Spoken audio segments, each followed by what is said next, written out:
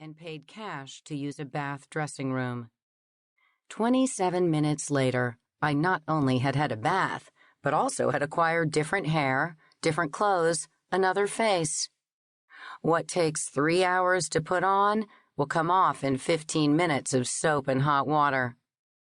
I was not eager to show my real face, but I had to get rid of the persona I had used on this mission.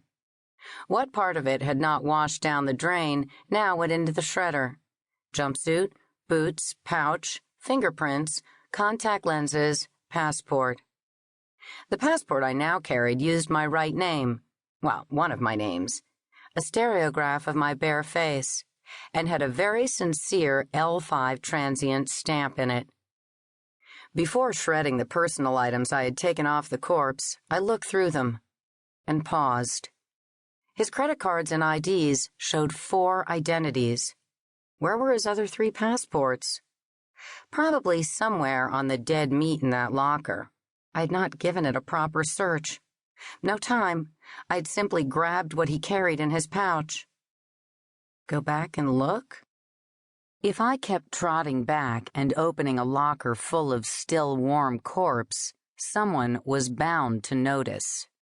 By taking his cards and passport, I'd hoped to postpone identifying the body, and thereby give myself more time to get clear, but... Wait a moment. Yes. Passport and Diners Club card were both for Adolph Belson.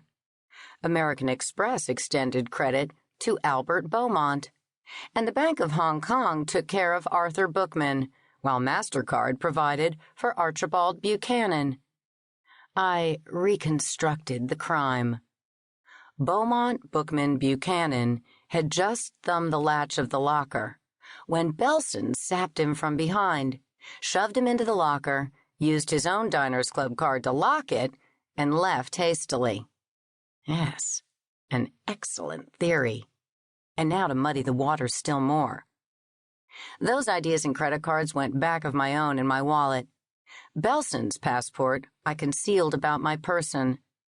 I could not stand a skin search, but there are ways to avoid a skin search, including, but not limited to, bribery, influence, corruption, misdirection, and razzle-dazzle.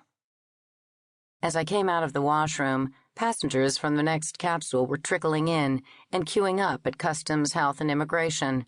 I joined a queue. The CHI officer remarked on how very light my jump bag was and asked about the state of the up-high black market. I gave him my best stupid look, the one on my passport picture. About then, he found the correct amount of squeeze tucked into my passport and dropped the matter. I asked him for the best hotel and the best restaurant. He said that he wasn't supposed to make recommendations, but he thought well of the Nairobi Hilton. As for food, if I could afford it, the fat man across from the Hilton had the best food in Africa. He hoped that I would enjoy my stay in Kenya. I thanked him. A few minutes later, I was down the mountain and in the city, and regretting it. Kenya Station is over 5 kilometers high. The air is always thin and cold. Nairobi is higher than Denver, nearly as high as Ciudad de Mexico, but it is only a fraction of the height of Mount Kenya, and it is just a loud shout from the equator. The air felt thick and too warm to breathe. Almost at once, my clothes were soggy with sweat. I could feel my feet starting to swell, and besides, they ached from full G. I don't like off-Earth assignments, but getting back from one is worse. I called on mind control training to help me not notice my discomfort. Garbage.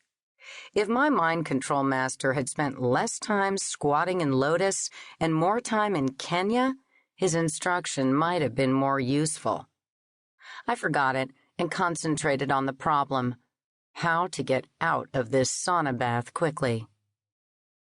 The lobby of the Hilton was pleasantly cool. Best of all, it held a fully automated travel bureau.